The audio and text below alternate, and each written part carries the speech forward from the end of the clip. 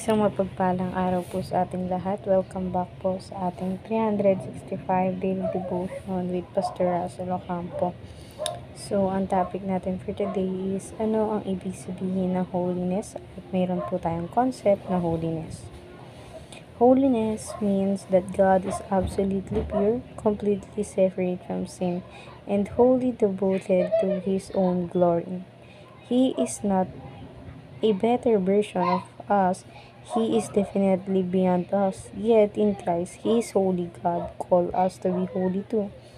Holiness is not just about avoiding sin. It's about being set apart for God's purposes. It's about reflecting His character in a dark and broken world. At makita po natin ito sa 1 Peter chapter 1 verse 15 to 16. But just as He who called is holy, so be holy in all you do. For it's written, be holy because I am holy. Sa Tagalog po, sa halip yamang banal ang mga ito'y tumatawag, maging banal man kayo sa lahat ng paraan ng pamumuhay. Sapagkat nasusulat kayo maging banal sapagkat ako'y banal. At ngayon naman po, i-share ko naman po yung mga natutunan ko sa naging topic natin for today. Simulan po natin sa teaching. First teaching, holiness and separation from the world. So, yung pagiging holiness po is, ibig sabihin po neto is yung separate tayo sa mundo na mayroon tayo. Dahil alam naman natin, sa mundo na mayroon tayo ngayon is napapaligiran tayo ng mga makakamundong bagay.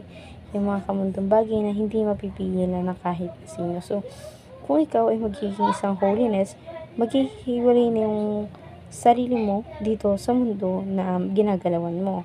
At ngayon naman sa second teaching tayo, holiness means belonging to God. So, yung pagiging holiness, nabibilang lang siya sa ating Panginoon dahil ang Panginoon lamang ay ang banal. Siya lang yung nagkatawang tao or yung naging tao na hindi nakagawa ng kasalanan. So, yung holiness na yun is belonging siya sa ating Panginoon and sa Kanya lamang. Ngayon naman sa third teaching, holiness is a transformative. So, yung holiness po, hindi po siya nangyayari ng biglaan lang or sabihin natin ginawa mo yung holiness na yun. But din yung holiness is nagiging, nagtatransform po siya na kung saan na sa dati tingin mo ikaw ay makasalanan and bigla ka nag-transform into holiness. At ngayon naman sa application na tayo, first application, flee from evil just as a deer flee a lion. So, lumayo tayo sa lahat ng masasama at yung kasamaan na lumalapit sa atin. Dapat inaalis natin yung mga bagay na yun. Kaya nga din nang sasabi dito kung gaano kabilis yung deer na tumakas sa lion. Dapat gano'n din tayo kabilis tumakas sa kasalanan na minumutawi sa atin or pinapakita sa atin.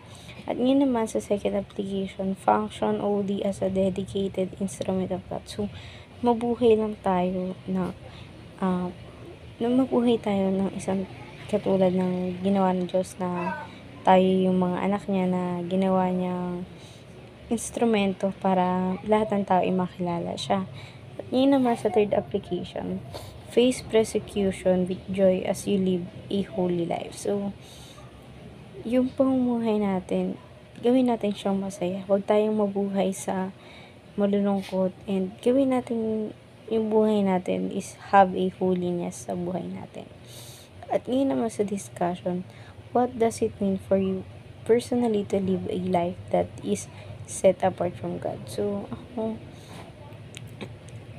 personally, meron akong buhay na kung saan Panginoong Kristo yan siyang hinahayaan ko sa buhay ko dahil siya nga yung nagbigay sa buhay na mayroon ako sa pang-araw-araw na hininga na ipinapahiram niya. So, siya lang din yung marapat na magdesisyon sa buhay na mayroon ako. And ayun yung palagi kong pinagdadasal na nagpapasalamat ako dahil siya yung Panginoon ko. So, ayun lamang po for our today's discussion. Thank you for watching.